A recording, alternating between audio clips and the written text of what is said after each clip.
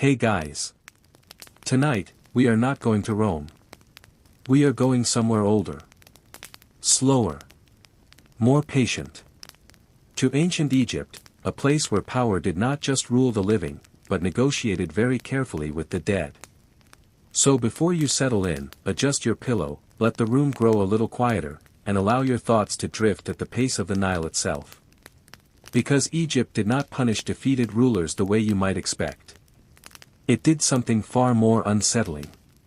It erased them, politely. When a ruler lost in Egypt, the story did not end with a dramatic execution. There was no cheering crowd. No parade through the streets. No spectacle designed for immediate impact. Because Egypt did not rush its conclusions. Where Rome preferred a performance, Egypt preferred permanence. A defeated ruler was not just a political problem. They were a spiritual complication. You see, in Egypt, power did not stop at death. A ruler's identity continued into the afterlife. Their name, their image, their legacy, all of it mattered far more than the brief inconvenience of being alive. So killing a ruler was inefficient. Anyone can die. But not everyone can be forgotten. And Egypt understood something most empires eventually learn, usually too late. Death is loud. Erasure is quiet. And quiet lasts longer. At first glance, execution seems simple. You remove the ruler, and the problem disappears. But in Egypt, removing a ruler's body did not remove their presence. It might actually strengthen it. Because a dead ruler could become something inconvenient. A symbol. A martyr. Or worse, a divine figure whose memory grew stronger over time. Egyptian belief systems were deeply structured around continuity. The afterlife was not abstract. It was administrative. You needed your name. You needed your image. You needed your tomb. Without those, your existence unraveled. So instead of ending a defeated ruler's life dramatically, Egypt often chose something slower. It allowed them to exist. Just not, as themselves. In Egypt, your name was not just a label. It was your anchor. To speak a name was to keep someone alive in memory. To carve it into stone was to guarantee their existence beyond time. And to remove it was to do something far more final than execution. So when a ruler fell out of favor, whether through defeat, betrayal, or simple political inconvenience, Egypt did not always destroy them. It removed their name.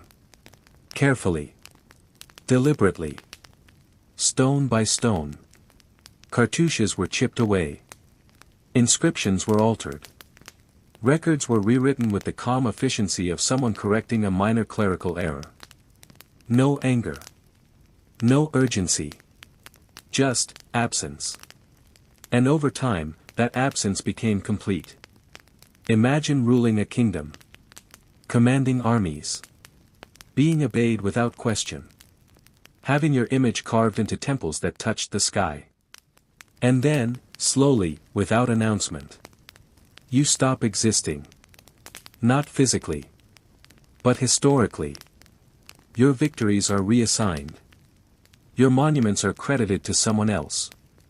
Your name disappears from records. People stop speaking it. Future generations never learn it. You are not remembered as defeated. You are remembered as if you never ruled at all. This was not destruction. It was revision. And Egypt was very, very good at it. Sometimes, Egypt didn't even bother removing everything. That would be too obvious. Instead, it replaced. A carving of a ruler would remain, but the name beside it would change. A statue would stay standing, but its identity would shift. A monument would continue to exist, but its story would be rewritten. To an untrained eye, nothing had changed. But everything had. History had been edited, not erased. Which made it far more convincing. Because absence invites questions. But substitution answers them. Egypt valued stability above almost everything else. A sudden removal of a ruler could create discomfort, questions, uncertainty. And Egypt did not like uncertainty. So instead of announcing dramatic endings, it smoothed them out. Transitions were made to feel inevitable, natural. As though the previous ruler had simply not been necessary. This was not cruelty in the obvious sense. There were no chains, no crowds, no visible humiliation. Just a slow, methodical dismantling of identity. Which, in many ways, is far more effective. Some defeated rulers were not killed. They were allowed to live. Quietly. Removed from power. Removed from visibility. Placed somewhere distant, controlled, and uneventful. Not imprisoned in the dramatic sense. But contained. Their lives became smaller. Simpler. Unremarkable. No court. No authority. No voice. Just existence without influence. And over time, that existence faded into irrelevance. Which, for someone who once ruled, is a very specific kind of silence. For Egyptians, the greatest punishment was not physical. It was spiritual. If your name disappeared. If your image was destroyed. If your legacy was erased. Then your afterlife became uncertain. And uncertainty, in a culture built on order, was deeply unsettling. So the real punishment was not what happened during life. It was what might not happen after it. Because without remembrance, there is no continuation.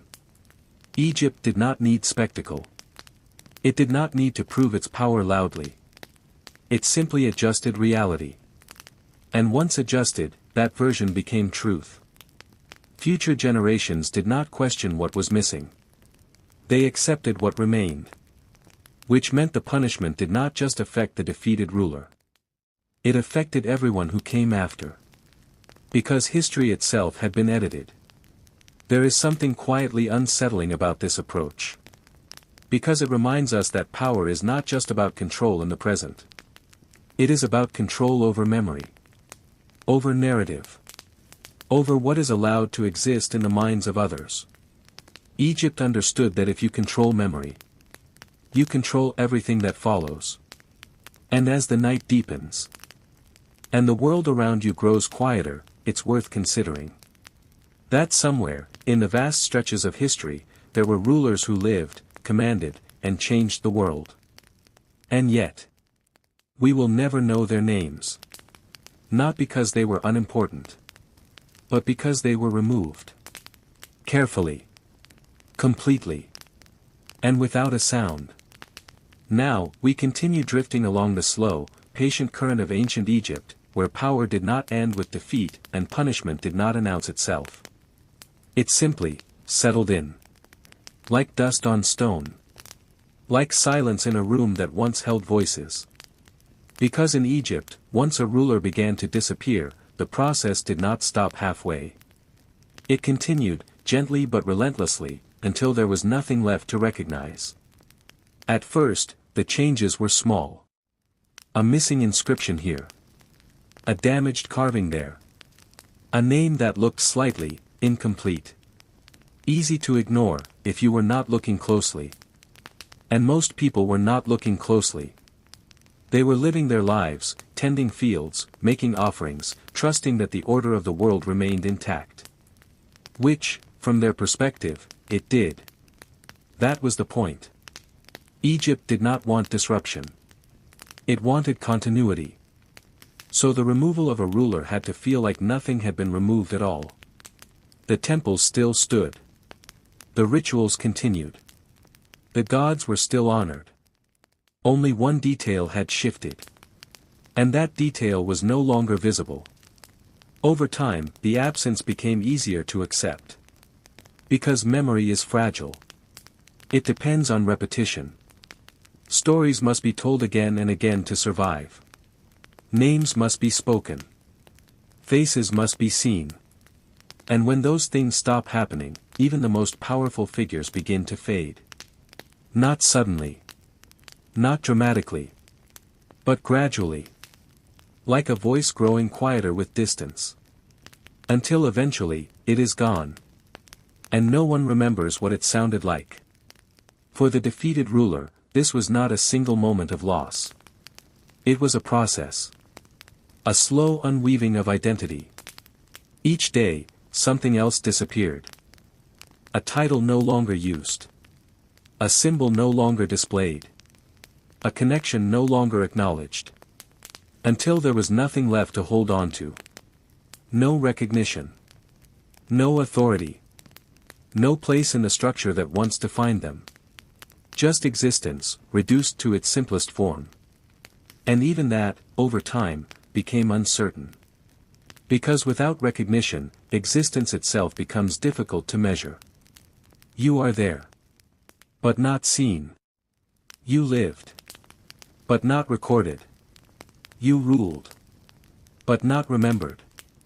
And Egypt was very comfortable with that kind of outcome. Because it solved problems without creating new ones. There were no martyrs. No stories of dramatic endings. No moments for people to gather around and say, remember what was taken from us. There was nothing to gather around. Nothing to point to. Nothing to hold on to. Just a quiet, carefully maintained version of reality in which the problem had never fully existed. And that version, repeated over generations, became truth. Future rulers inherited a world that appeared stable. Unbroken. Continuous. They did not see the edits. They saw the final version. Clean. Ordered. Complete. Which meant the system could continue without interruption. And that, more than anything, was what Egypt valued. Not victory. Not dominance. But stability. A world where everything had its place. And anything that did not fit, could be adjusted. Or removed. Without disturbing the whole. There is something almost gentle about it. No shouting. No spectacle. No visible cruelty. Just a steady, deliberate reshaping of reality. And yet, when you look closer, it becomes clear that this gentleness is only on the surface. Because to remove someone from history is not a small act. It is total. It reaches backward, altering what has already happened. And forward, shaping what will be believed. It turns certainty into absence. And absence into acceptance. Until the idea of questioning it feels unnecessary. Or even impossible. And so the defeated ruler becomes something strange. Not quite a person. Not quite a memory. But a gap. A space where something used to be. A silence where a voice once existed. And most people, encountering that silence, do not ask why it is there. They simply move around it. Adjusting without realizing they are adjusting. Accepting without realizing they have accepted. Because the human mind prefers completeness. If something is missing, it fills in the space. It creates a version of events that makes sense with what is available. And if what is available has been carefully arranged, then the conclusion feels natural. Obvious. Even inevitable. Which is why Egypt did not need to convince anyone. It only needed to control what was visible. And over time, what was visible became all that mattered. The rest, faded. There were, of course, moments where traces remained. A fragment of a name, partially erased. A statue whose features did not quite match its inscription. A record that seemed inconsistent. But these fragments were small. Scattered. Easy to overlook. And without a full picture, they did not challenge the narrative. They simply existed at the edges. Quiet reminders that something had been altered. But not enough to restore what had been lost.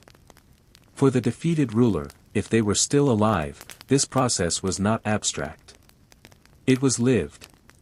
Each day, the world moved further away from what they had been. People who once bowed now passed without recognition. Spaces that once belonged to them were occupied by others. Their presence, once central, became irrelevant. And irrelevance, sustained long enough, becomes a kind of invisibility. Not the dramatic kind. Not the kind that draws attention. But the ordinary kind. The kind where you can stand in a room and no one notices you. Where your words carry no weight. Where your past has no influence on your present. And your future holds no expectation of change. It is a quiet existence. But not a peaceful one. Because memory does not disappear all at once. It lingers. Fading unevenly. There are moments where it returns, briefly, sharply. A recognition. A recollection. A reminder of what used to be. And then it slips away again. Leaving behind something harder to define. Not quite grief. Not quite loss. But something close to both. And Egypt allowed that process to continue. Uninterrupted. Because it required no effort. Once the initial removal was done, time took over. Time, and silence.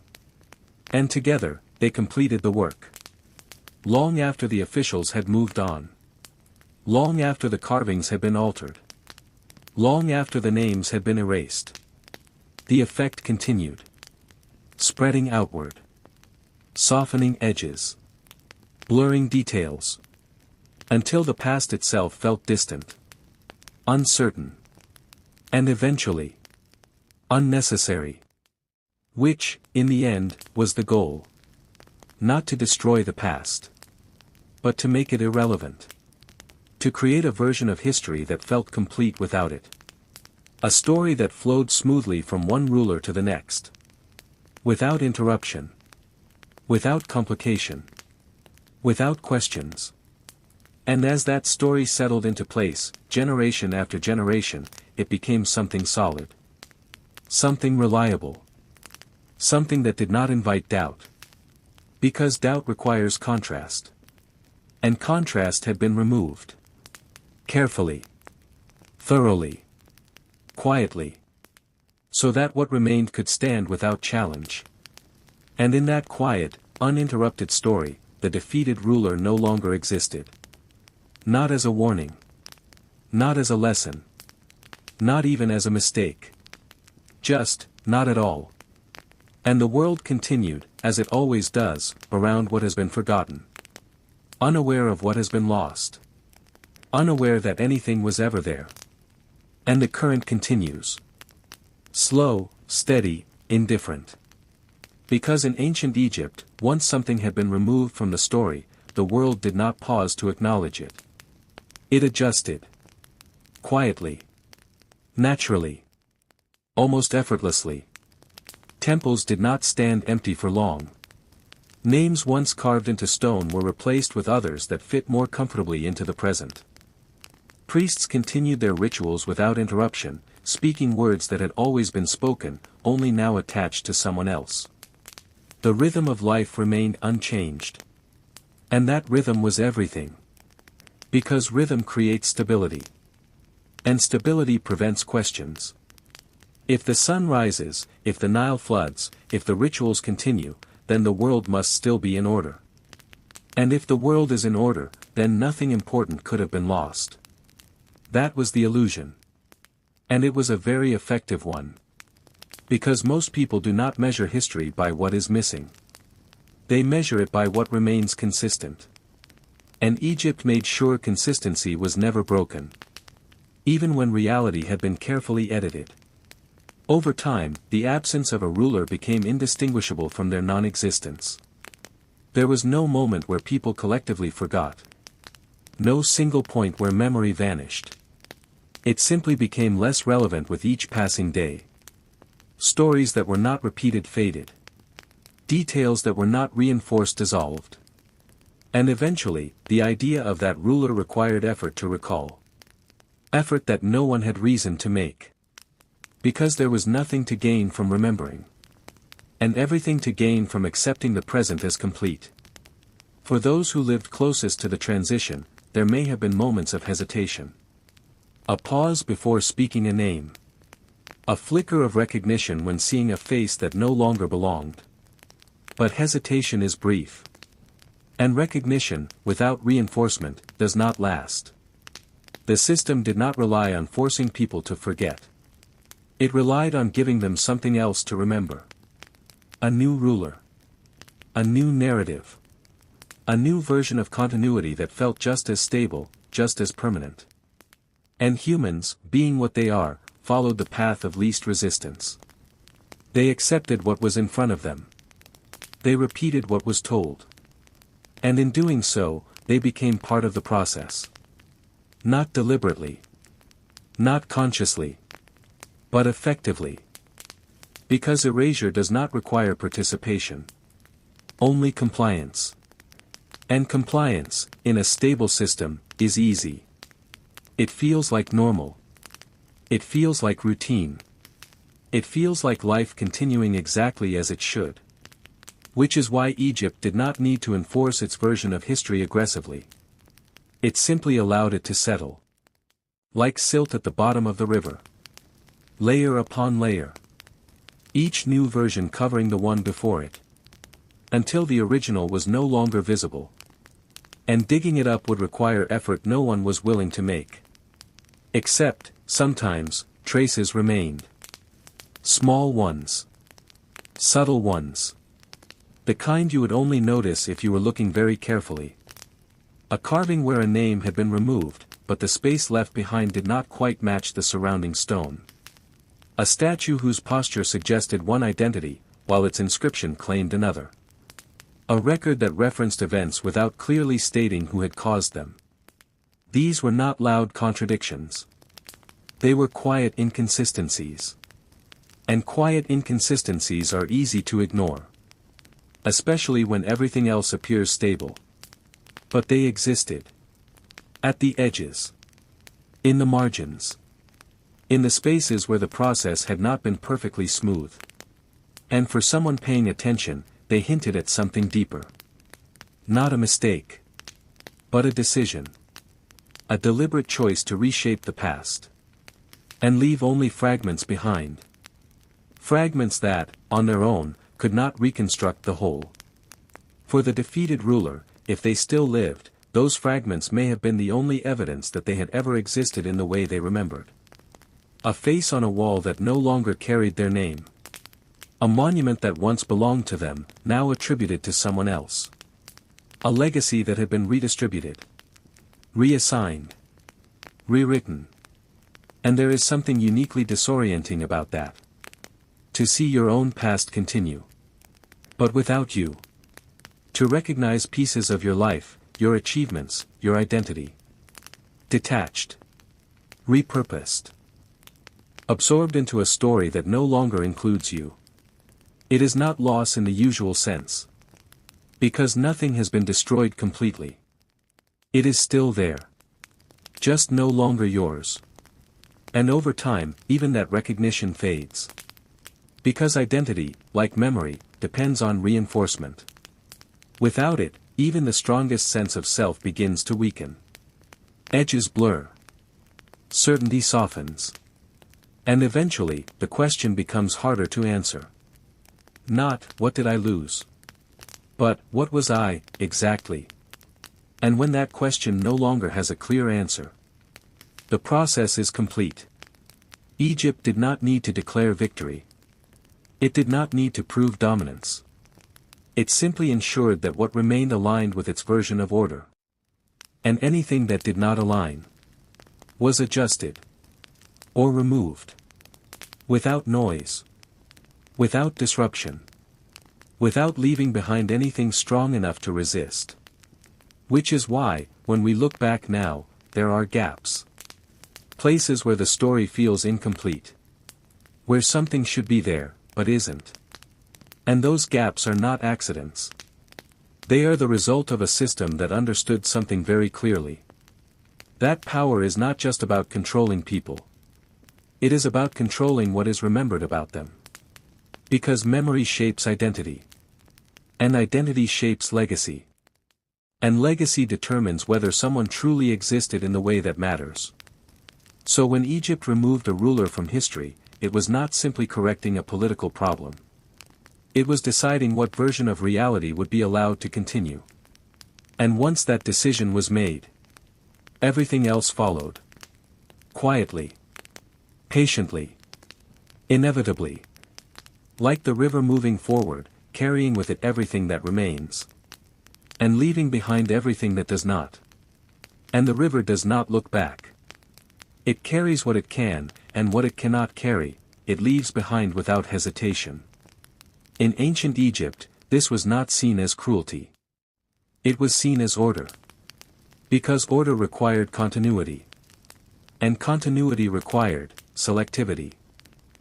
Not everything could be preserved. Not everything deserved to be remembered. At least, not in a way that disrupted the present. So memory itself became something curated. Carefully shaped. Quietly maintained. And over time, the difference between what happened and what was remembered grew wider. Not dramatically. Not in a way that invited attention. But gradually. Like a path that shifts slightly with each step until it no longer leads where it once did. And no one notices the change, because each step felt natural at the time. This is how Egypt kept its world stable. Not by freezing history. But by guiding it. Gently. Consistently. Until the version that remained was the only version anyone knew. There is something almost comforting about that. A world without contradictions. Without messy endings. Without unresolved questions. Everything in its place. Everything accounted for. Everything, complete. But that completeness came at a cost. Because for every smooth transition, something had been removed. For every uninterrupted story, something had been silenced. And silence, when sustained long enough, becomes indistinguishable from absence. It is not questioned. It is not examined. It is simply accepted. Which means the most effective part of Egypt's system was not the initial act of erasure. It was what came after. The maintenance. The repetition. The quiet reinforcement of a reality that no longer included what had been removed. Day after day. Year after year. Generation after generation. Until the idea of anything being missing felt unlikely. Even impossible. Because how could something important simply disappear? How could a ruler, once central to everything, no longer exist in any meaningful way? The answer, of course, is that it does not happen all at once. It happens slowly. Patiently. In ways that do not draw attention. Until the absence feels natural. And once it feels natural, it no longer feels like absence at all. It feels like truth. For those who lived long after the change, the world appeared stable. Reliable. Unquestioned. They saw monuments and believed they had always belonged to the names carved into them. They heard stories and assumed they had been told that way forever. They inherited a past that felt complete. Because it had been made to feel complete. And completeness discourages curiosity. There is no need to search for what is not obviously missing. No reason to question what appears consistent. So the system sustained itself. Not through force. But through acceptance. Through the simple act of living within the version of reality that had been provided. And for most people, that was enough. Because most people do not seek out gaps in history. They move through what is available. They trust what is visible. They build their understanding on what has been preserved. And if something has not been preserved, it does not become part of their world. Which is why Egypt did not need to eliminate every trace. Only enough. Enough to prevent reconstruction. Enough to ensure that what remained could not challenge what had been established. Because once reconstruction becomes impossible, so does resistance. There is nothing to rally around. Nothing to restore. Nothing to reclaim. Only a past that leads smoothly into the present. And a present that feels stable because of it. For the defeated ruler, if any awareness remained, this final stage was perhaps the most complete. Not because something new was happening. But because nothing was happening anymore. No further changes. No additional removals. No visible process. Just a world that had moved on. Completely. As if they had never been central to it. As if their presence had never shaped it. As if their absence had never needed explanation. And that is the quiet conclusion Egypt preferred. Not an ending marked by noise or spectacle. But one marked by stillness. A stillness so complete that it absorbs everything that came before it. And leaves behind only what fits. What aligns. What supports the structure that continues forward. Because in the end, Egypt was not trying to punish in the way we might expect.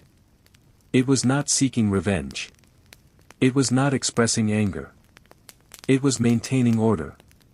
And in that process, anything that threatened that order was gently, carefully removed. Not destroyed. Not displayed. Not even acknowledged. Just taken out of the story. And once removed, the story continued. Unbroken. Uninterrupted. And entirely certain of itself. As all well-maintained stories tend to be. So as the night grows quieter, and your thoughts begin to slow, consider this. There were rulers who stood at the center of everything. Who commanded, decided, shaped the world around them.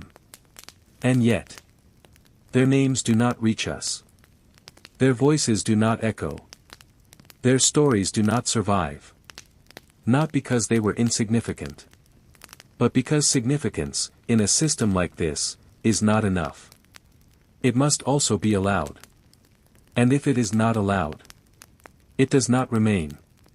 It fades. Softly. Completely. Until even the idea of remembering feels unnecessary. And the river moves on. As it always does. Carrying forward only what it has been permitted to carry. And leaving the rest behind. Without a sound. And the silence deepens. Not the kind that feels empty, but the kind that feels complete. The kind that does not ask for anything more. Because in ancient Egypt, once a story had been adjusted, it did not linger in uncertainty. It settled. Firmly. Quietly. As if it had always been that way. And over time, even the idea of change became difficult to imagine. Because change requires contrast. It requires a clear before and after. But Egypt blurred that line. So thoroughly that the before became unreachable. Not erased in a dramatic sense. But distanced. Softened. Pushed so far into the background that it no longer interfered with the present. Which meant that for most people, the world felt steady. Predictable. Unbroken. And there is a certain comfort in that kind of world. A sense that everything is where it should be. That nothing important has been lost. That the past supports the present in a clean, uninterrupted line. But beneath that surface, there is another layer. One that does not disappear. Only hides. Because even the most careful system cannot remove everything. There are always remnants. Tiny, almost unnoticeable fragments that resist complete alignment. A surface that has been smoothed, but not perfectly. A pattern that repeats, but with slight variations. And in those variations, something remains. Not enough to restore what was lost. But enough to suggest that something was there. Once. Long ago. Before the adjustments. Before the quiet corrections. Before the story became what it is now. These remnants do not speak loudly. They do not demand attention. They simply exist. At the edges. In the margins. In the spaces where the process was not absolute. And for most, they pass unnoticed. Because noticing them requires a different kind of attention. A slower kind. The kind that lingers. The kind that compares. The kind that wonders why something does not quite fit. And Egypt, for all its control, could not completely prevent that kind of attention. It could only make it unlikely. Because the system was not designed to withstand constant questioning. It was designed to prevent it. To create a version of reality that felt so complete, so stable, that questioning it seemed unnecessary. And for the most part, it worked. Because people prefer certainty. They prefer a story that holds together. That does not require them to fill in gaps or resolve contradictions. So they accept what is given. They repeat what is known. They build their understanding on what has been preserved. And in doing so, they carry the system forward. Not as enforcers. But as participants. Quietly reinforcing the version of reality they have inherited. Which is why the most powerful part of Egypt's approach was not the initial act of removal. It was the way that removal became invisible over time. How something that was once deliberate and precise turned into something that felt natural and inevitable. As if it had always been that way. As if there had never been another version. And once that feeling takes hold, it is very difficult to undo. Because undoing it requires imagining a past that no longer exists in any clear form. It requires reconstructing something from fragments. From inconsistencies. From silences. And silence, by its nature, does not provide answers. It only suggests that something is missing. Without telling you what. Or why. Or how. For the defeated ruler, if any awareness lingered into memory, into traces, into the faintest echoes of identity, this final stage was not marked by change. But by stillness. A stillness so complete that it no longer felt like a process. Because the process had ended. Everything that could be removed had been removed. Everything that could be reassigned had been reassigned. Everything that could be softened had been softened. And what remained was, nothing that could challenge the present. No name strong enough to be spoken. No image clear enough to be recognized. No story complete enough to be told. Just fragments. Disconnected. Uncertain. And fragments, without connection, do not become memory. They become background. Part of the environment. Seen, but not understood. Present, but not meaningful. And over time, even those fragments begin to lose their edges. They become less distinct. Less noticeable. Until eventually, they blend into everything else. And at that point, the work is truly complete. Not because there is nothing left. But because what is left no longer matters. It no longer shapes perception. It no longer influences thought. It no longer carries weight. And without weight, it cannot resist. It cannot return. It cannot be restored. It simply exists. Without impact. And a past without impact is, for all practical purposes, gone. Which is why Egypt did not need to destroy everything. It only needed to remove enough. Enough to break continuity. Enough to prevent recognition. Enough to ensure that what remained could not rebuild what had been lost. Because once continuity is broken, it is very difficult to repair. And without continuity, memory cannot hold. It slips. It fragments. It fades. Until it becomes something else entirely.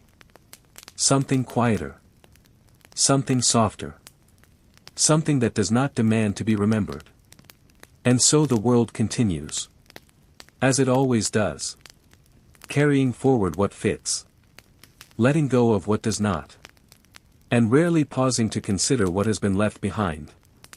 Because what has been left behind does not call out. It does not insist. It does not remind. It simply is not there. And in a system like this, that is the most complete form of removal. Not destruction. Not suppression. But absence so total that it feels natural. Expected. Even necessary. As if the story could not exist any other way. And as that feeling settles in, as it becomes the default way of understanding the past, the present, and everything that connects them, the original version disappears completely.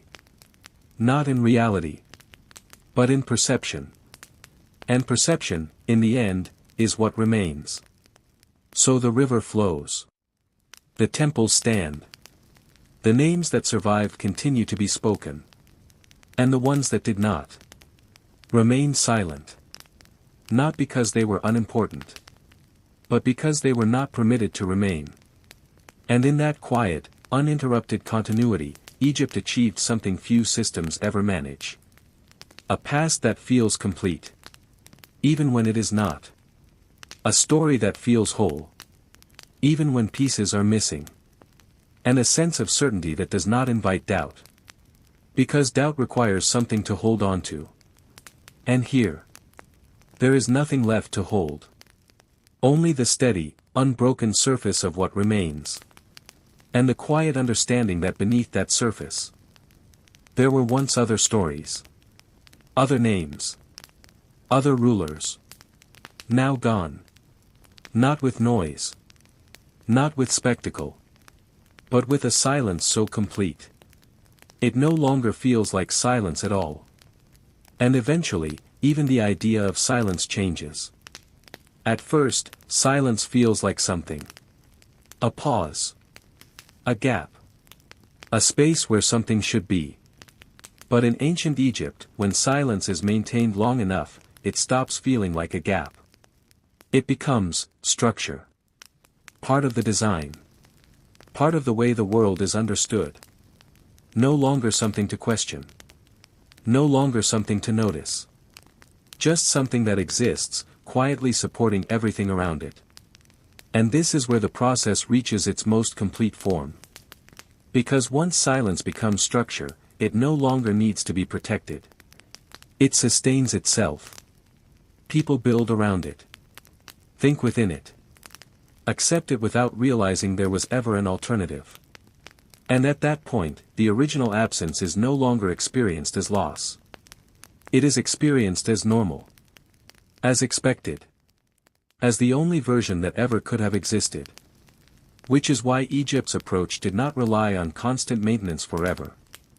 It only required enough time. Enough repetition. Enough consistency. To allow the adjusted version of reality to settle into place.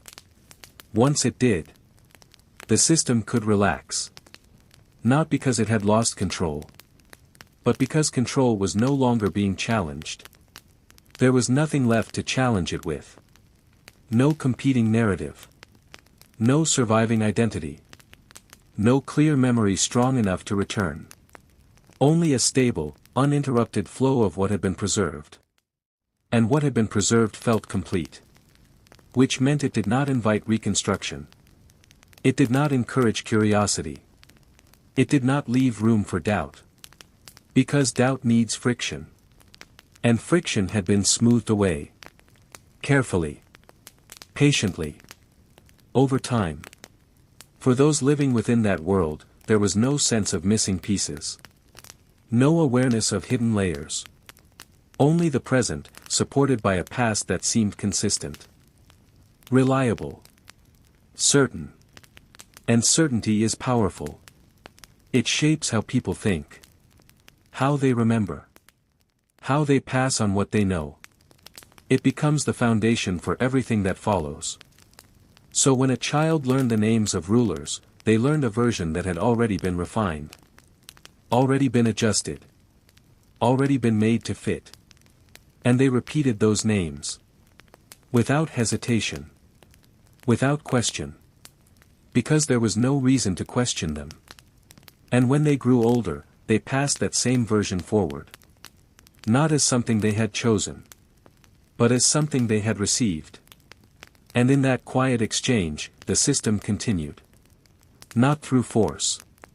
But through inheritance. Through the simple act of sharing what was known.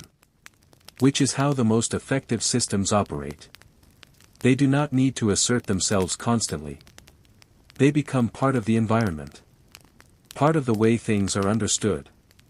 Until separating them from reality becomes difficult. Even unnecessary. And so the past remains, stable. Not because it is untouched. But because it has been carefully arranged. Shaped into something that supports the present without contradiction. Without complication.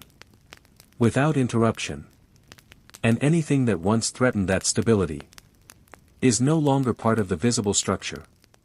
It exists, if at all, only in traces. In fragments too small to form a complete picture. In inconsistencies too subtle to demand attention. And those traces, over time, lose even their ability to suggest what was lost. Because suggestion requires context. And context has been removed. Leaving behind only isolated details. Disconnected. Unresolved. And without connection, they do not become memory. They become background. Something seen, but not interpreted. Something present, but not understood. And eventually, even that presence fades. Because what is not understood is not retained. And what is not retained does not continue. So the process, which began with deliberate action, ends with something much quieter. Something that requires no further effort. A state where the absence has been fully absorbed. Where the story feels complete without what has been removed. Where the past flows smoothly into the present. Without interruption. Without hesitation. Without the need to explain anything that is no longer there. And in that state, the defeated ruler is not remembered as defeated. They are not remembered at all. Not as a warning. Not as a lesson. Not even as a mistake. Just, absent. Completely. And that absence, sustained across generations, becomes indistinguishable from non-existence. Which is perhaps the most complete form of removal any system can achieve. Not the ending of a life. But the ending of its presence in the story. Because stories are what remain. They are what carry meaning forward. What shape understanding. What define what is real and what is not. And if something is removed from the story, it does not travel. It does not continue. It does not become part of what comes next. It stays behind. Uncarried. Unspoken. Unseen. And over time, what is not carried forward ceases to exist in any meaningful way. Not because it was never there. But because it was not allowed to remain. And so the world continues. As it always does. Built on what has been preserved. Guided by what has been remembered. Unaware of what has been left behind. Because what has been left behind does not announce itself. It does not interrupt. It does not insist on being noticed. It simply, is not included. And in a system that values order above all else, that is not seen as loss. It is seen as completion. A story refined to its most stable form.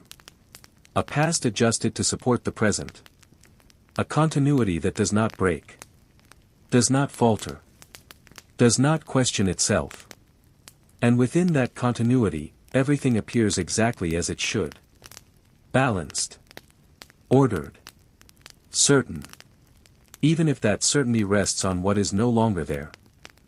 Even if that balance was achieved through careful removal. Even if that order depends on silence. Because silence, when maintained long enough, stops feeling like silence. And starts feeling like truth. And once something feels like truth, it no longer needs to be defended. It simply exists. Steady. Unquestioned. Unmoved by the quiet absence beneath it. In ancient Egypt, this was the final state of control. Not domination. Not force. But acceptance so complete that nothing remained to resist it. Because resistance requires memory. It requires a clear sense that something has been taken, altered, or lost. But when that sense fades, resistance has nothing to attach itself to. It cannot form. It cannot grow. It cannot even begin. And so the system rests. Not because it has stopped working, but because it no longer needs to work in the way it once did. The effort has already been made. The adjustments have already been completed. The story has already been shaped. And what remains is a version of reality that feels stable enough to sustain itself. Which is why the quietest part of this process is also the most powerful. Because it does not draw attention. It does not announce success. It simply continues. Uninterrupted. Like the steady flow of the Nile. Reliable. Predictable. Carrying forward what fits within its path. And leaving behind what does not. Without hesitation. Without explanation. Without regret. For those living within that flow, there is no sense of manipulation. No awareness of careful design. Only the feeling that things are as they have always been.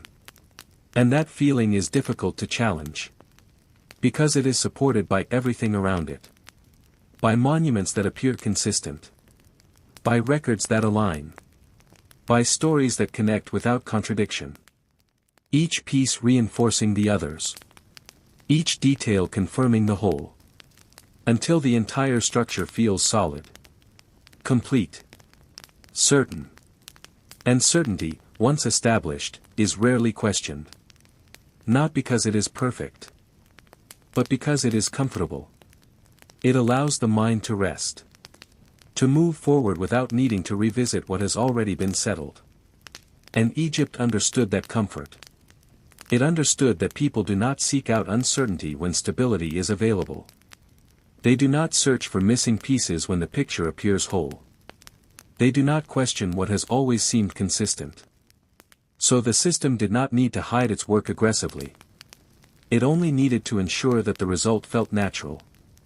And once it did, everything else followed. Quietly. Effortlessly. Inevitably.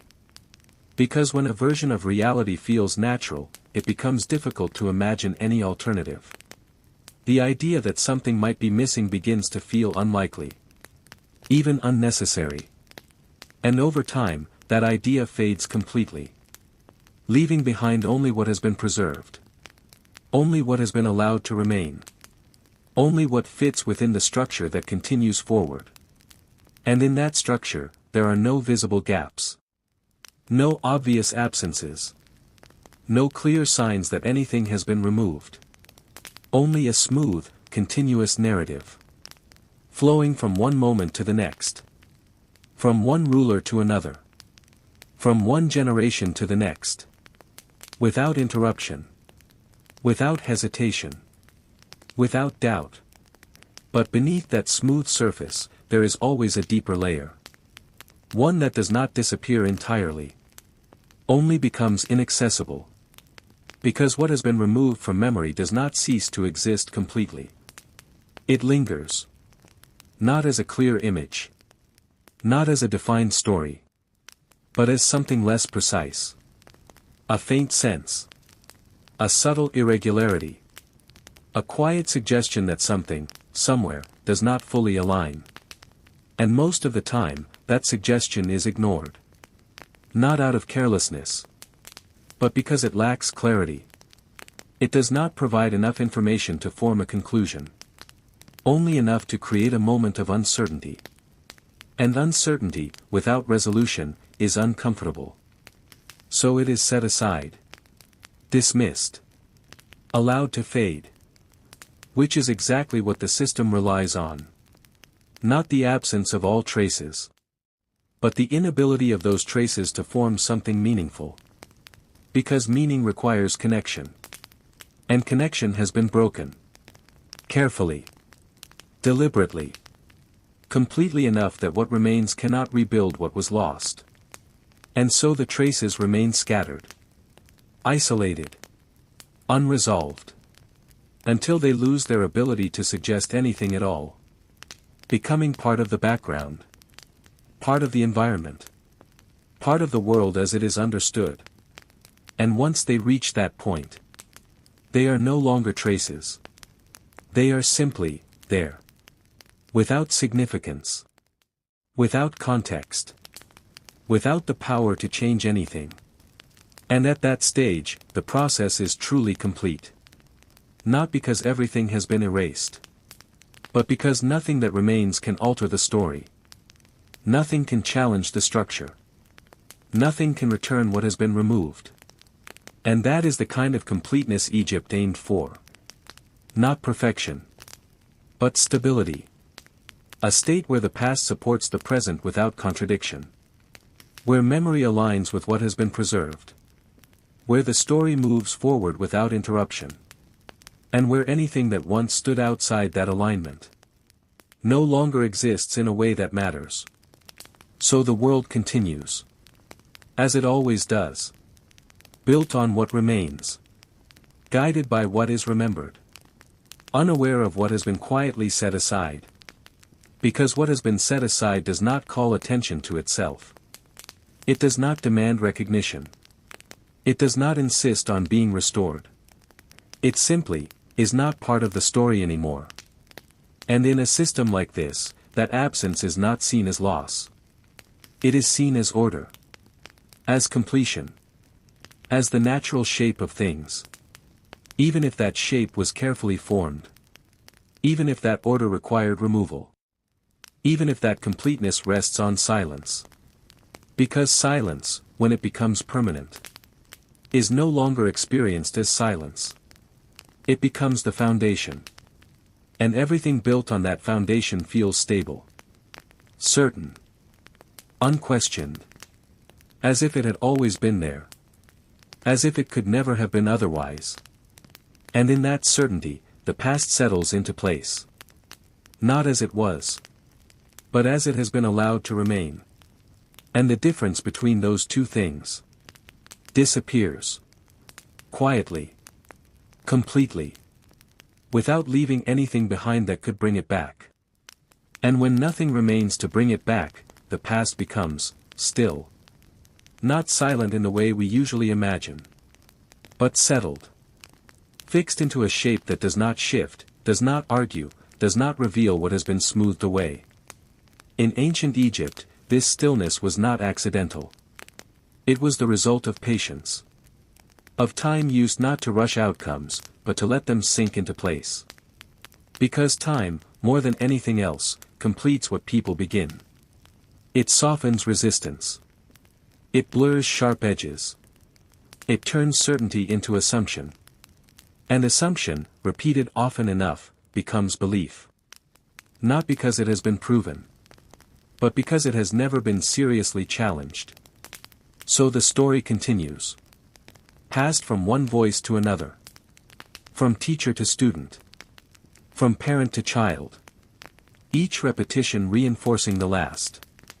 Each telling smoothing over anything that does not quite fit. Until what remains feels effortless to remember. Simple. Coherent. Complete. And completeness has a kind of weight to it. It settles in the mind. It discourages further searching. Because what would you search for, if everything already seems accounted for? What would you question, if nothing appears uncertain? And so questioning becomes rare. Not forbidden. Just unnecessary. Which is far more effective. Because something that is forbidden invites curiosity. But something that feels unnecessary is simply ignored. And Egypt understood that distinction very well. It did not need to forbid memory. It only needed to make certain memories irrelevant. To remove the context that gave them meaning.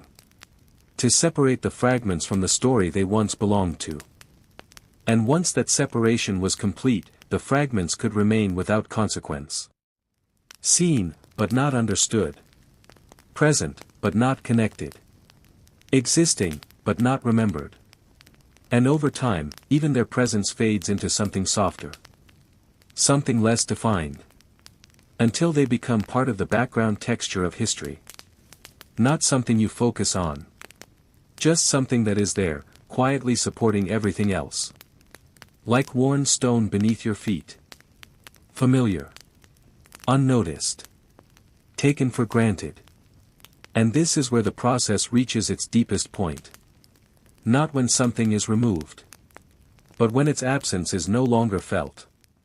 Because feeling requires awareness. And awareness requires contrast. But contrast has been eliminated. Carefully. Completely enough that what remains feels uninterrupted. Continuous. Natural. As if no alternative ever existed. And when that feeling takes hold, it shapes everything that follows. It shapes how people think about the past. How they understand the present. How they imagine the future. Because all of those things are connected. Built on the same foundation. A foundation that has been adjusted. Refined. Stabilized. Until it can support everything placed upon it without strain. Without contradiction. Without collapse. And so the structure holds. Year after year. Generation after generation. Carrying forward only what has been allowed to remain. Leaving behind everything else. Not with force. Not with resistance. But with quiet certainty. Because once something has been excluded from the story long enough, it no longer seeks to return. There is no path back. No connection to follow. No memory strong enough to guide it. Only distance. Only separation. Only the quiet understanding that whatever it was, it does not belong here anymore. And belonging, in a system like this, is everything. To belong is to be remembered. To be repeated. To be included in the flow of what continues. To not belong is to drift. To fade. To lose shape and definition until there is nothing left to hold on to. And that drifting does not happen all at once. It is slow. Gradual. Almost unnoticeable. Like watching something disappear into fog. At first, you can still make out the outline. Then only fragments. Then nothing at all. And you are left with the sense that something was there. But not what it was. Not clearly. Not completely. Just a faint impression. And even that impression fades with time. Because impressions, like memories, require reinforcement. And without it, they do not last. So the process completes itself. Without further action. Without continued effort. Just the steady passage of time, carrying forward what remains. And dissolving what does not. And in that steady passage, the difference between what happened and what is remembered becomes impossible to trace. Not because it never existed. But because it can no longer be reconstructed. The pieces are too far apart. Too softened. Too disconnected to form a clear picture. And without a clear picture, there is nothing to restore. Nothing to correct. Nothing to question. Only what is. Only what remains. Only the version of the past that has been carried forward into the present. And that version feels complete. Not because it includes everything. But because it excludes everything that would disrupt it. Which is why it holds. Why it endures. Why it continues without needing to explain itself. Because explanation is only necessary when something does not make sense. And here. Everything appears to make sense. Everything aligns. Everything supports the whole. Even if that whole is built on what is no longer there. Even if that alignment required careful removal. Even if that sense of completeness is, in part, an illusion. Because illusions, when sustained long enough, stop feeling like illusions. They become reality. Not in the sense that they replace what actually happened. But in the sense that they define what is known. What is believed. What is passed forward. And in that sense, they become more powerful than the original version ever was. Because the original version no longer exists in a form that can challenge them. It has been separated from memory. From narrative. From the flow of what continues.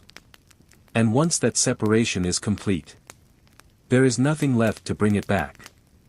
Only the quiet, steady presence of what remains. And the even quieter absence of what does not. Both existing together. But only one being noticed. Only one being remembered. Only one shaping the story as it moves forward. And the other, drifting further away. With each passing moment. With each retelling. With each generation that inherits a version of the past that feels whole. And never thinks to ask what might be missing. Because nothing feels missing. And that is the final step. Not just removal. Not just silence. But a world in which the absence itself has disappeared. Leaving behind only certainty. Only continuity. Only the quiet, unbroken flow of what has been allowed to remain. And when only what has been allowed to remain continues forward, the past begins to feel effortless. Not something constructed. Not something adjusted. But something that simply exists, as naturally as the ground beneath your feet. In ancient Egypt, this effortless feeling was the final layer. The one that required no maintenance. No reinforcement. No awareness at all. Because once a system reaches that point, it no longer feels like a system. It feels like reality. Something unquestioned. Something stable. Something that does not need to explain itself. And that is where the process truly disappears. Not because it has stopped. But because it has become invisible. Completely. There are no signs left of the decisions that shaped it. No visible traces of the moments where something was removed. No clear markers showing where one version ended and another began. Only a continuous surface. Smooth. Unbroken. Certain. And certainty. Once it reaches this level, becomes self-sustaining. It does not require proof. It does not require defense. It simply persists. Carried forward by repetition. By acceptance. By the quiet agreement of everyone who lives within it. Not an agreement that is spoken. But one that is lived. In the way stories are told. In the names that are remembered. In the details that are passed on without hesitation. Each small act reinforcing the whole. Each repetition making the structure more solid. Until it no longer feels like something that could ever change. And in that stability, the past becomes fixed. Not in its original form. But in its final, adjusted version. A version that contains only what supports the present. Only what aligns with the structure that continues forward. Everything else has already drifted away. So completely that even the idea of it returning feels distant. Unlikely. Almost impossible. Because return requires connection. A path back. A thread that links what was to what is. And those threads have been carefully removed. Not all at once. But piece by piece. Until there is nothing left to follow. No clear direction. No reliable guide. Only fragments scattered too far apart to form a coherent path. And without a path, there is no return. Only distance. Only separation. Only the quiet certainty that what remains is all there is. And for most, that certainty is enough. It provides structure. Clarity. A sense of order that does not demand effort to maintain. Because it has already been maintained. Already been refined. Already been shaped into something that feels complete. Which is why the system does not need to announce its success. It does not need to demonstrate its control. It does not need to remind anyone of what has been removed. Because there is no memory strong enough to require that reminder. Only the present. Only the version of the past that supports it. Only the quiet continuity that moves forward without interruption. And within that continuity, everything appears stable. Every name fits. Every story aligns. Every detail reinforces the whole. Even if that whole is missing pieces. Even if those pieces were once central. Even if their absence shaped everything that followed. Because absence, when it becomes permanent, does not feel like absence. It feels like structure. Like the natural shape of things. Like the only version that could ever have existed. And once that feeling takes hold, it reshapes perception completely. It changes how the past is understood. How the present is experienced. How the future is imagined. Because all of those things depend on what is believed to be true. And belief, once settled, is difficult to shift. Not because it is unbreakable. But because there is nothing left to push against it. No clear contradiction. No preserved alternative. No memory strong enough to create tension. Only the steady reinforcement of what remains. And the quiet fading of what does not. So the process continues, even after it has ended. Not through action. But through inertia. Through the simple fact that what exists continues to exist. And what does not return. And over time, that difference becomes absolute. Not in reality. But in perception. And perception, in the end, is what shapes everything else. It determines what is known. What is remembered. What is passed forward. And if something is no longer part of that chain, it no longer participates in the world that follows. It remains behind. Uncarried. Unspoken. Unseen. And eventually, even the possibility of it being remembered disappears. Because possibility requires awareness. And awareness has been replaced with certainty. A certainty that feels complete. Stable. Unquestioned. As if nothing has ever been missing. As if everything that matters has always been here. Exactly as it is. And in that certainty, the past settles fully into place. Not as it was. But as it has been allowed to remain. And once it reaches that state, there is no movement left. No shifting.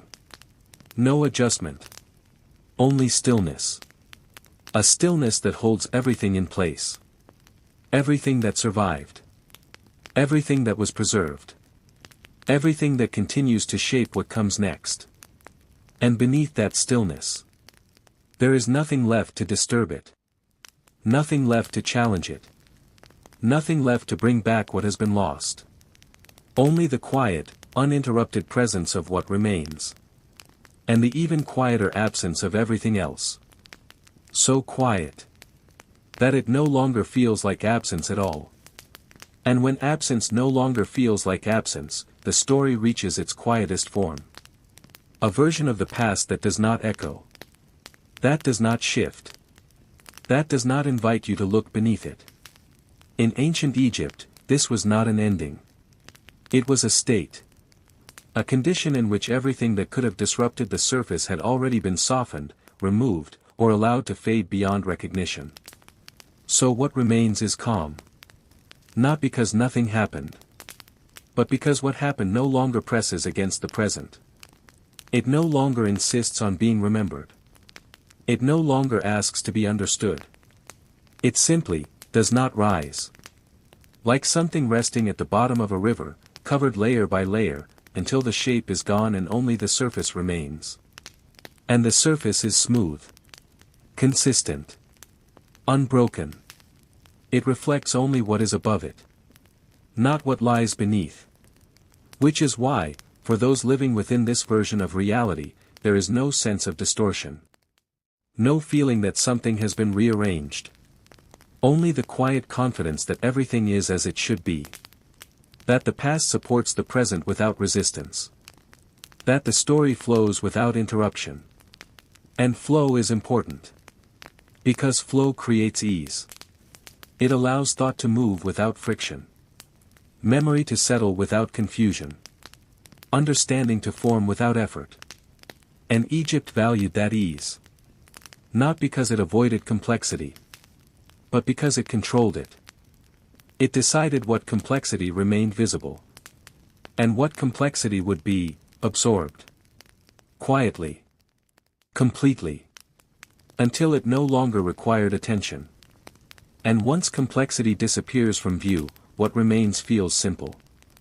Clear. Certain. Even if that clarity is the result of careful removal. Even if that simplicity has been constructed. Because constructed simplicity, when done well, feels natural. It does not reveal its own structure. It does not show the effort behind it. It simply exists. Effortless.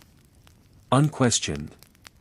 And that is where the process becomes indistinguishable from reality itself. Where the difference between what was shaped and what was original no longer matters. Because only one version is accessible. Only one version is remembered. Only one version continues.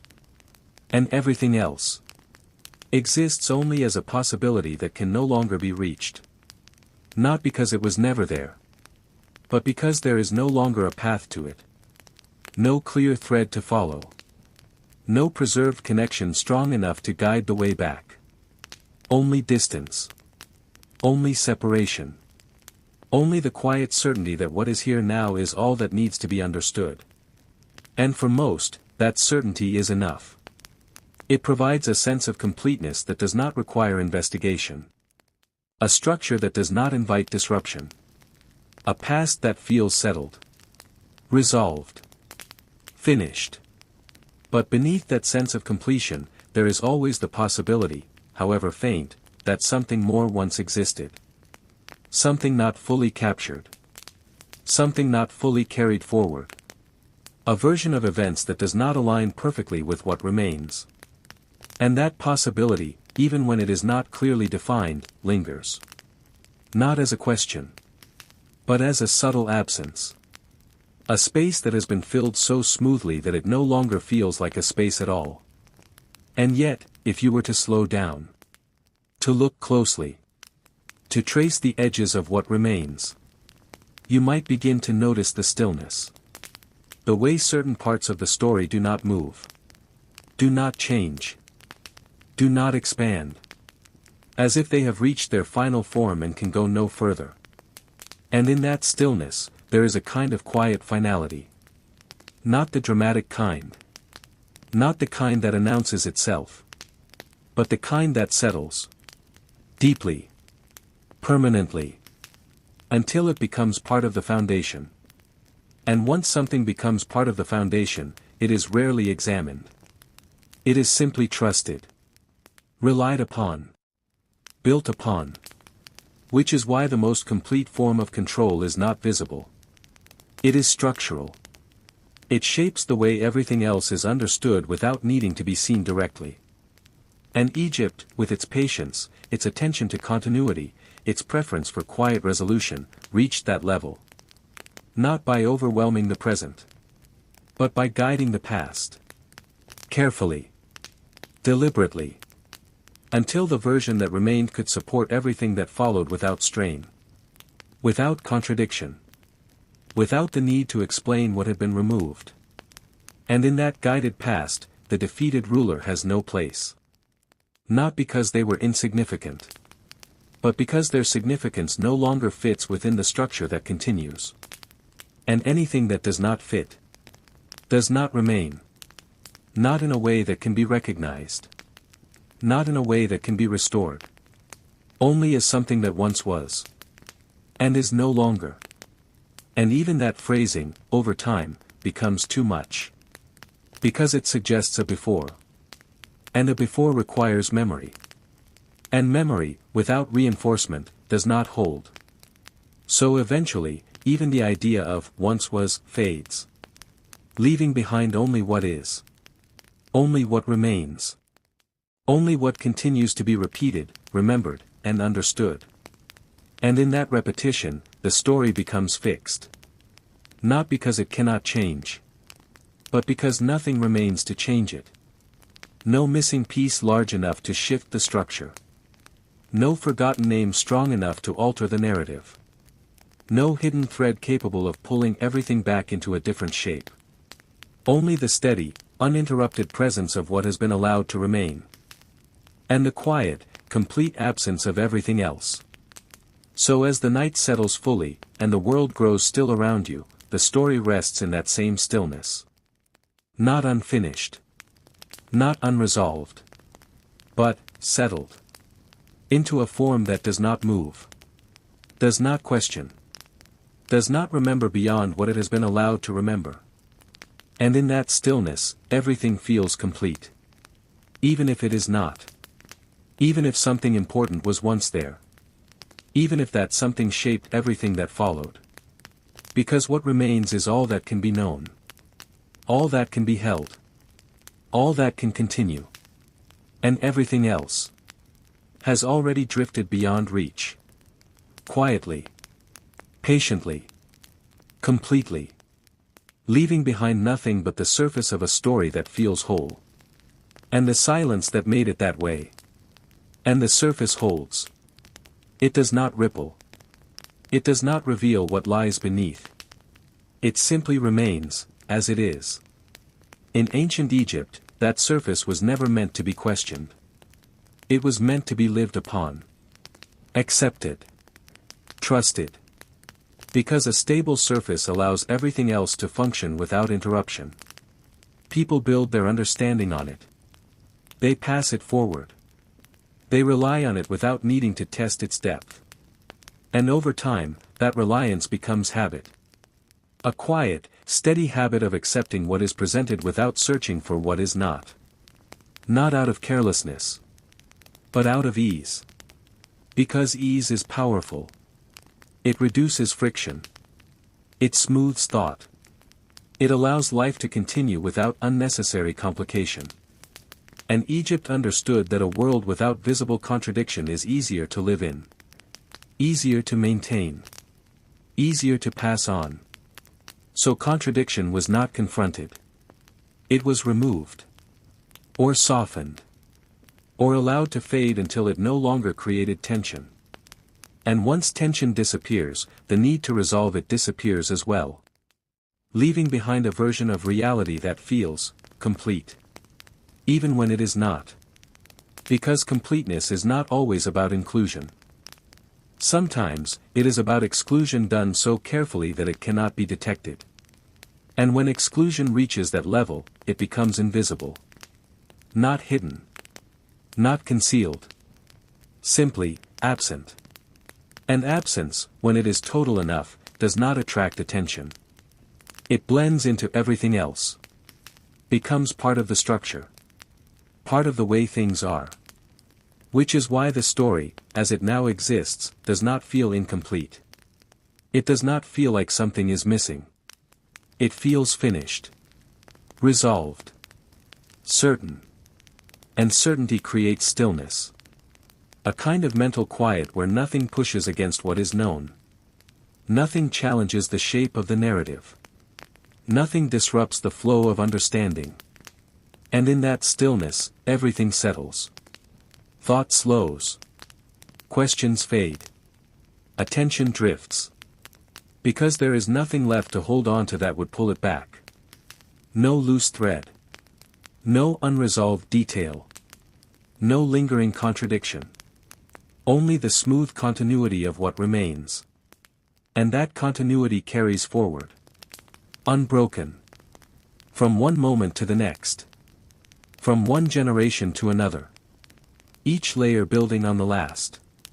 Each repetition reinforcing the same structure. Until the structure itself feels permanent. Unchangeable. As if it has always been this way. As if it could never have been otherwise. And in that feeling, the process completes itself again and again. Not through action. But through continuation. Through the simple act of existing within a version of reality that has already been shaped. Already been refined. Already been settled into place. And everything that does not fit within that version remains outside of it. Not resisting. Not returning. Just, not included. And over time, even the possibility of inclusion fades. Because possibility requires awareness. And awareness requires contrast. But contrast has been removed. Carefully. Thoroughly. Quietly. Until what remains feels singular. Whole. Unquestioned. And when something feels whole, it does not invite examination. It invites acceptance. Which is why the final stage of this process is not marked by change, but by the absence of change. A stillness so complete that it no longer feels like a state. It feels like reality itself.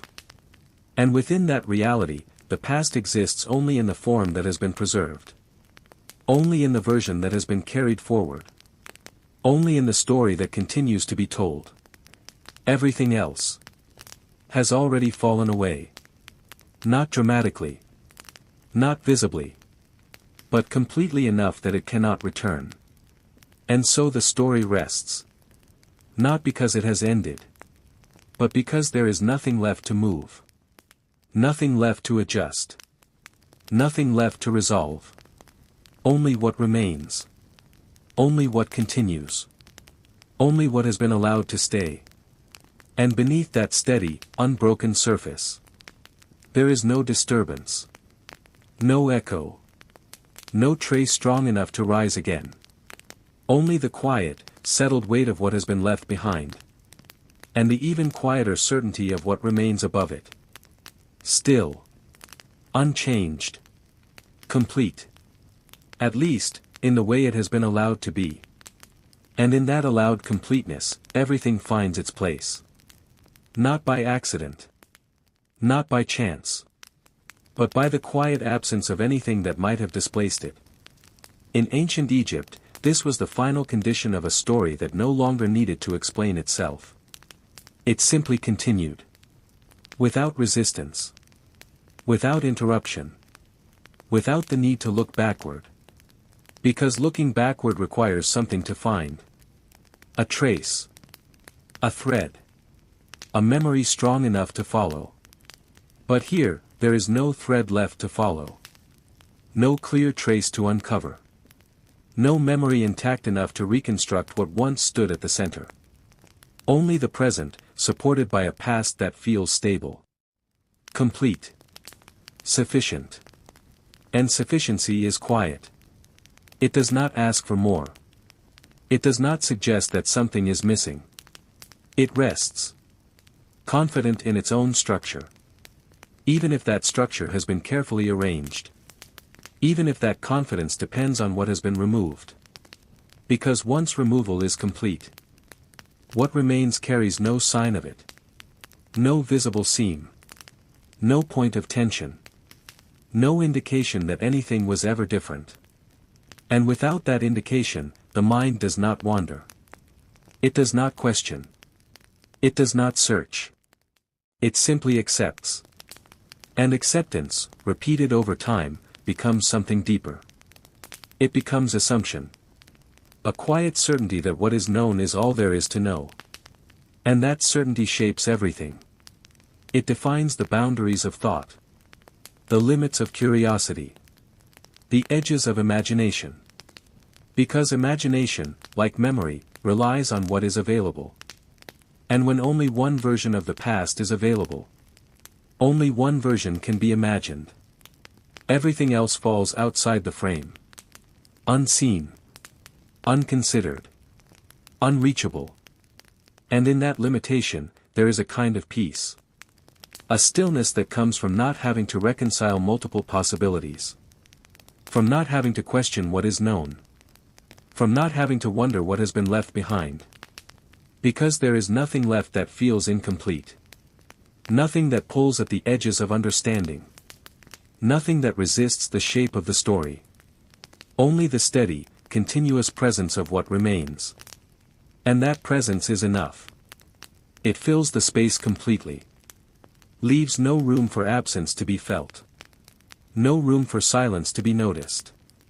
Because silence, at this point, is no longer separate from the story. It is part of it. Integrated. Invisible. And once silence becomes part of the structure, it no longer stands out. It no longer signals that something is missing. It simply supports what is there. Quietly. Completely. Which is why the final stage of this process is not marked by disappearance, but by integration. A merging of what remains with what has been removed. Not in reality, but in perception. Until the two can no longer be separated. Until absence no longer feels like absence. Until the story feels whole. Even if it is not. And in that wholeness, the past becomes something fixed. Not because it cannot be changed. In ancient Egypt, this is where the process settles into its most enduring form. Not as an action. Not as a method. But as a condition that no longer changes. A condition where the past supports the present so seamlessly that the boundary between them disappears. There is no sense of transition. No visible seam where one ends and the other begins. Only continuity. Smooth. Unbroken. Certain. And certainty, once it becomes complete, has a quiet weight to it. It anchors everything. Thought, memory, understanding. It provides a fixed point that does not move. And when something does not move, it does not invite attention. It does not draw the eye. It simply exists, beneath everything else. Holding it in place. And that is where the story now rests. Not on events. Not on individuals. But on structure. A structure built from what has been preserved. And supported by what has been removed. Even if that support is no longer visible. Even if it cannot be traced. Even if it is no longer recognized as part of the structure at all. Because once something becomes foundational, it disappears from view. It is no longer something you look at. It is something you stand on. And you do not question the ground beneath you. Not when it feels stable. Not when it holds. Not when it shows no sign of shifting. So the past, as it now exists, is not something examined. It is something accepted. Lived within. Passed forward without hesitation. And in that passing, it becomes more solid. More defined. More certain. Not because it grows. But because nothing remains to challenge it. Nothing remains to expand it in a different direction. Nothing remains to reshape it into something new. Only repetition. Only continuation. Only the steady reinforcement of what has already settled into place. And over time, that reinforcement becomes invisible. It no longer feels like repetition. It feels like truth. Something that has always been known. Something that does not require explanation. Something that simply is. And when something reaches that state, it becomes very difficult to see beyond it. Not because there is nothing beyond it. But because there is no path leading there. No thread to follow. No connection strong enough to guide the way. Only the present, supported by a past that feels complete. Even if it is not. Even if it never was. Because completeness, in this sense, is not about accuracy. It is about stability. About creating a version of the past that does not disrupt the present. That does not introduce uncertainty. That does not invite reconsideration. And once that version is established, it does not need to defend itself. It simply continues. Carried forward by those who inherit it. Trusted by those who rely on it. Repeated by those who never had reason to question it. And in that repetition, the story becomes fixed. Not frozen. But settled. Like something that has found its final form. And no longer needs to change. No longer needs to adapt. No longer needs to respond to anything outside itself. Because there is nothing outside it that remains connected. Everything else has already drifted too far away. Too fragmented. Too softened to return. And so the circle closes. Quietly. Without announcement. Without recognition. A complete structure built on what remains. And sustained by what does not. And within that structure, there is no movement left. No space for disruption. No opening for something lost to reappear. Only the steady presence of what has been allowed to stay. And a complete absence of everything else. An absence so fully absorbed into the structure that it no longer feels separate. It no longer feels like something that was taken.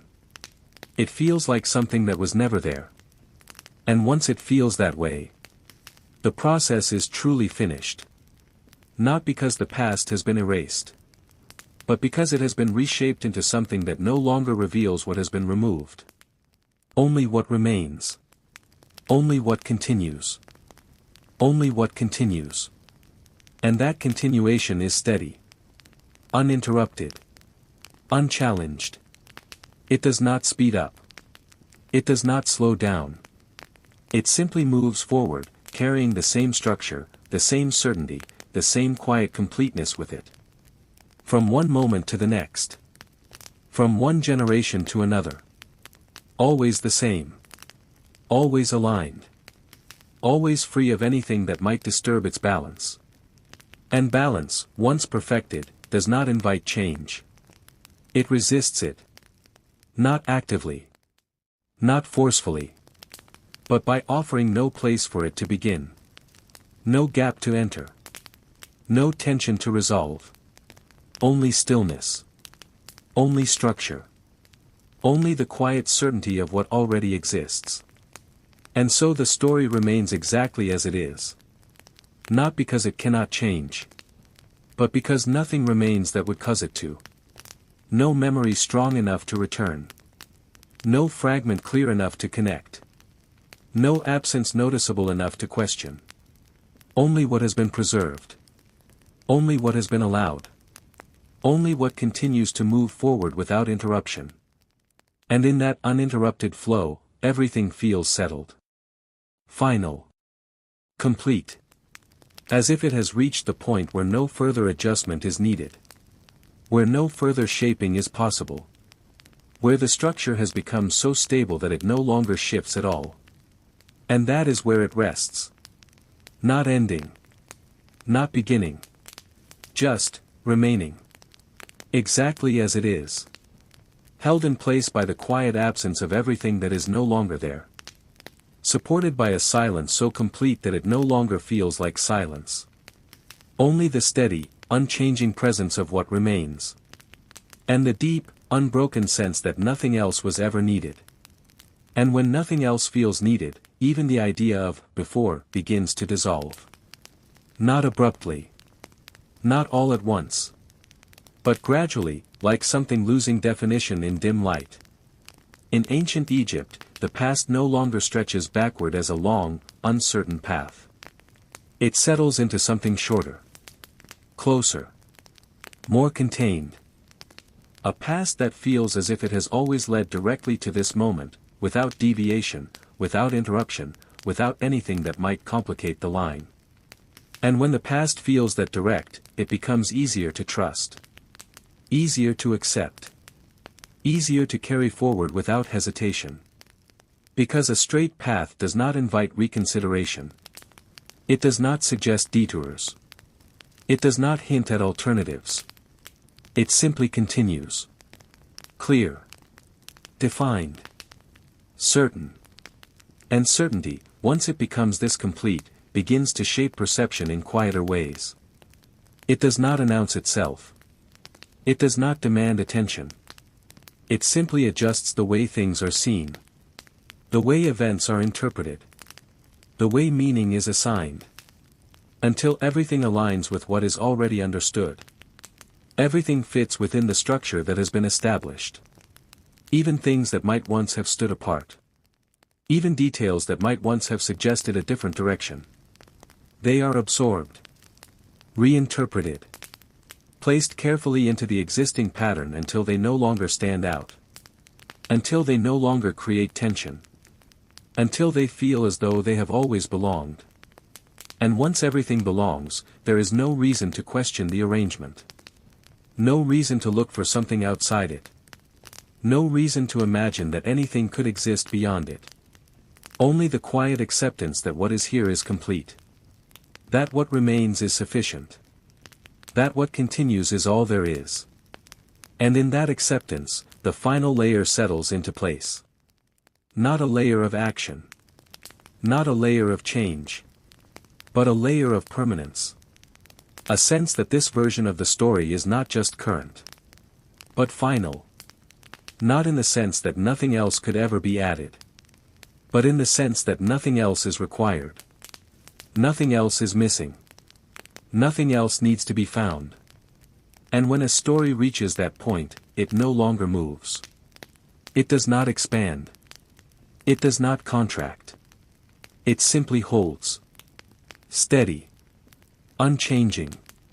Complete. And within that completeness, time itself begins to feel different. Not as something that reveals. Not as something that uncovers what was hidden. But as something that reinforces what is already known. Each passing moment confirming the same structure. The same understanding. The same quiet certainty that nothing lies beyond what has already been accepted. And so time, instead of opening the past, begins to seal it. Gently. Continuously. Layer by layer. Until what remains is no longer just a version of the past. It is the past. Fully formed. Fully settled. Fully removed from anything that might have once existed outside it. And once that separation is complete, there is no return. No rediscovery. No sudden emergence of what has been lost. Because loss, at this point, is no longer something that can be recognized.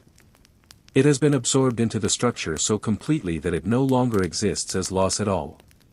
Only as absence. And absence, when it is total, does not announce itself. It does not draw attention. It does not create space. It simply becomes part of the background. Part of the stillness. Part of the quiet, uninterrupted presence of what remains. And in that presence, everything feels aligned. Everything feels as though it has always been this way. As though there was never another version. Never another possibility. Never another path that could have been taken. Only this one. Only this structure. Only this quiet, complete continuity that stretches forward without resistance. And within that continuity, there is nothing left to resolve. Nothing left to question. Nothing left to remember beyond what has been allowed to remain. Only the steady, unbroken flow of a story that no longer looks beyond itself. That no longer reaches for what is gone. That no longer senses that anything is missing. Because what remains has filled every space. Every gap. Every place where something else might once have existed. Leaving behind only a surface that feels whole. A structure that feels permanent. A past that feels complete. And a silence so fully integrated into that completeness. That it no longer feels like silence at all. Only the quiet, final certainty of what has been allowed to remain. Exactly as it is. Unchanged. Unquestioned. Enduring. And in that enduring stillness, even the idea of change begins to feel distant. Not impossible. Just, irrelevant. In ancient Egypt, what remains has settled so completely that it no longer anticipates movement. It does not expect revision. It does not prepare for rediscovery. It simply holds its shape. Quietly. Without strain. And when something holds its shape long enough, it becomes familiar. Not just recognized. But internalized. It moves from something you observe to something you assume. Something you no longer think about as separate from yourself. Because it has always been there. Always aligned with everything you understand. Always consistent with what you expect to find. And consistency, when it never breaks, becomes its own kind of proof. Not proof through evidence. But proof through repetition. Through the quiet reinforcement of the same structure over and over again. Until it no longer feels like repetition at all. It feels like truth. Something stable. Something that does not need to be examined to be trusted. And when trust reaches that level, it becomes automatic. Unquestioned. Effortless. It no longer asks for verification. It no longer invites doubt. It simply exists as part of the way things are. And that is where the story now lives. Not as something told, but as something assumed. A foundation beneath thought. A structure beneath understanding. Something so integrated into perception that it no longer appears separate from it. And in that integration, the last traces of distance disappear. There is no gap between the story and the one who holds it. No space where uncertainty could take root. No opening where something forgotten might return. Only alignment. Complete. Unbroken. Silent. And silence. At this point, is not an absence of sound. It is an absence of resistance. Nothing pushes back. Nothing disrupts. Nothing asks to be reconsidered. Everything rests exactly where it has settled. And in that rest, the story reaches its quiet conclusion. Not an ending in the usual sense. Not a final moment marked by change. But a state in which nothing more is required. Nothing more is expected. Nothing more is possible within the structure that remains. And so it continues. Not growing. Not shifting. Just, continuing. Carried forward by the same steady current that has brought it this far. A current that does not alter its course. Does not branch. Does not diverge. Only moves in one direction. Forward. Always forward. With everything that fits. And nothing that does not. And over time, even that movement becomes less noticeable. Less distinct. Until it feels less like motion and more like presence. Something that is always there. Always consistent. Always unchanged. And in that presence, the past is no longer something separate. It is no longer something that happened. It is something that exists. Right here. Right now. In the form it has been allowed to take. In the shape it has settled into.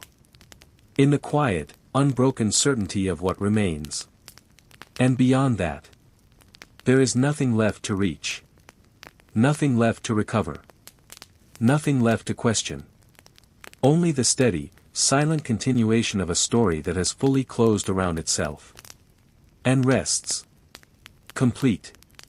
Unmoving. Certain.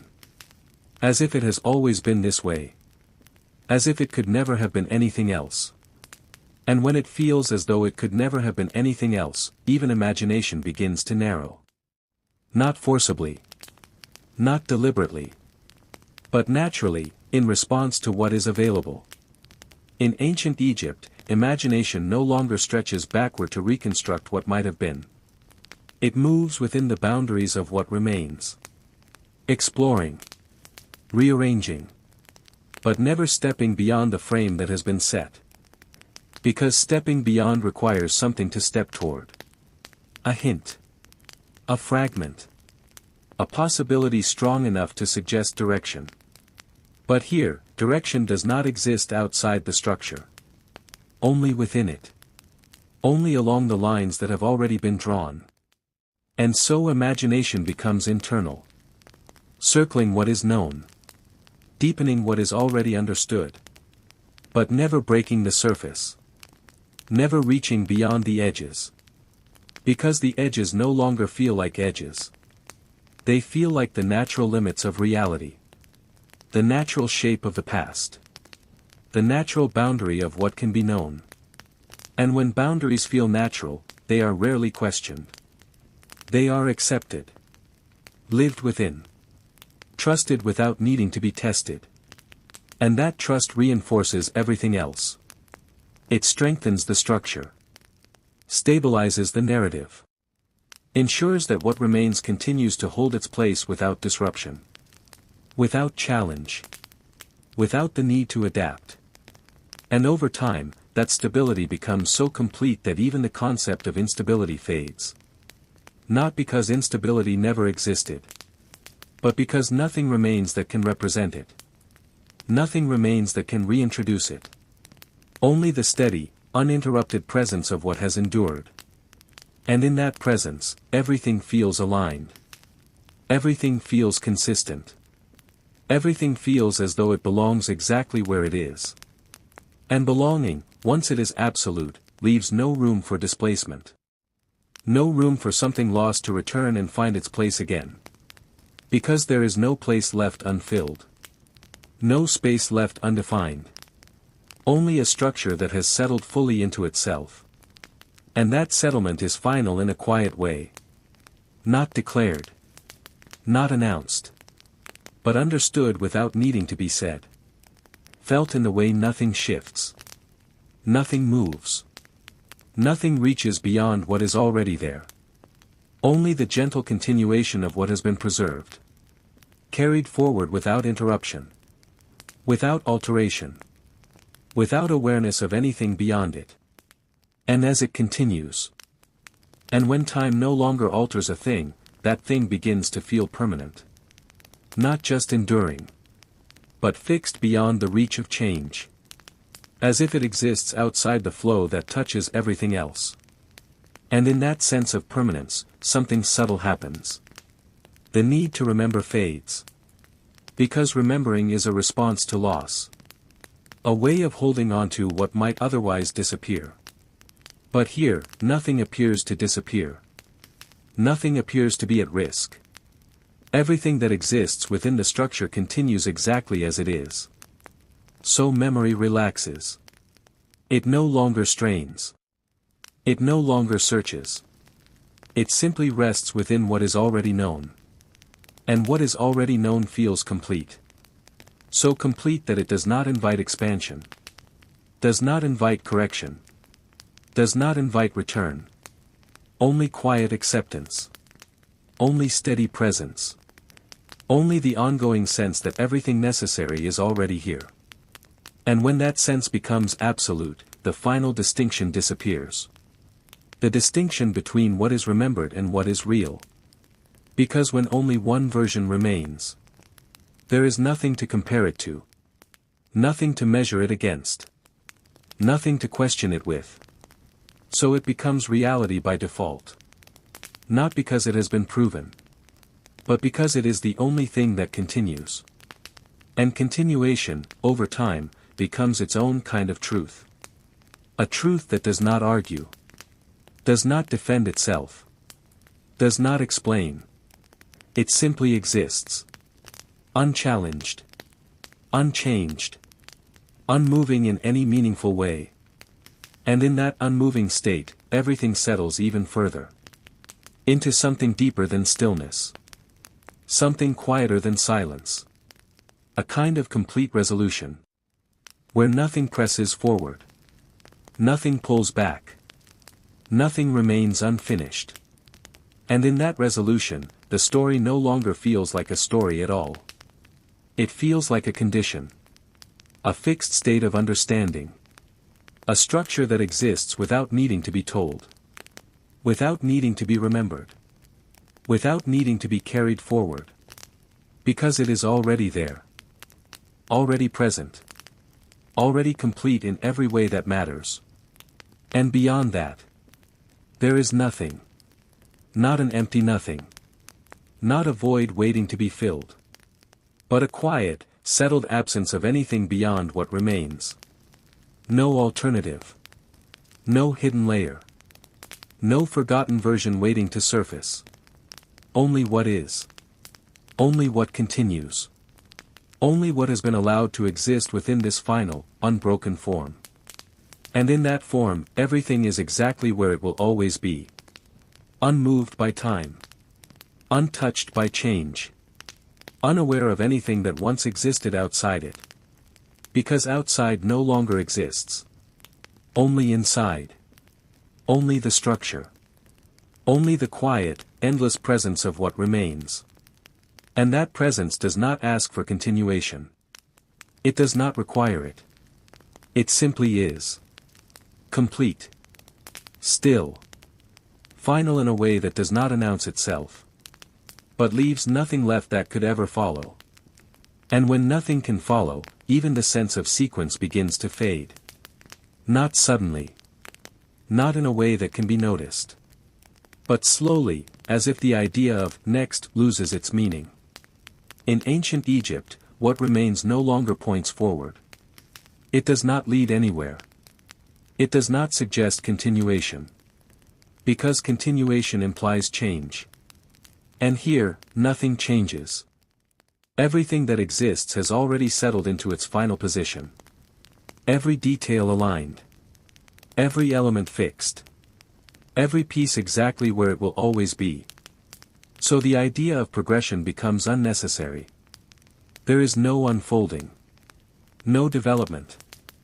No movement towards something else. Only presence. Only the steady, unbroken existence of what is already complete. And when something is already complete, it does not evolve. It does not adapt. It does not seek. It simply remains. And that remaining becomes so consistent that it reshapes perception entirely. The mind no longer tracks movement. It no longer anticipates difference. It no longer looks for variation. Because variation does not appear. Only consistency. Only repetition so perfect that it no longer feels like repetition. It feels like permanence. Like something that exists outside the reach of time. Beyond before. Beyond after. Beyond the idea that anything could ever be different from what it is now. And in that state, awareness itself grows quiet. Not gone. Not absent. But settled. With nothing to react to. Nothing to question. Nothing to distinguish. Only the continuous presence of what remains. And presence, when uninterrupted, becomes indistinguishable from everything else. It fills all space. All thought. All understanding. Until there is nothing left outside it. No contrast. No boundary. No separation between what is and what could have been. Because, could have been, requires imagination. And imagination requires difference. But difference has disappeared. Completely. Leaving only sameness. Only stability. Only the quiet, endless continuation of what has already settled into place. And in that continuation, even time loses its shape. It no longer feels like something moving. It feels like something standing still. An endless present that does not pass. That does not shift. That does not lead anywhere else. Because there is nowhere else to lead. Everything that exists is already here. Already complete. Already final in the only way that matters. And beyond that completeness, there is nothing to reach. Nothing to uncover. Nothing to return. Only the steady, unchanging presence of what remains. And the complete absence of everything else. So complete. That it leaves no space for continuation. No space for change. No space for anything beyond what already is. And in that absence of space, the story does not end. It simply stops needing to exist as a story at all. Becoming instead a state. A condition. A quiet, permanent reality that does not move, does not question, and does not remember beyond itself. Only remains. Exactly as it is. Without beginning. Without end. Without anything left that could ever come after.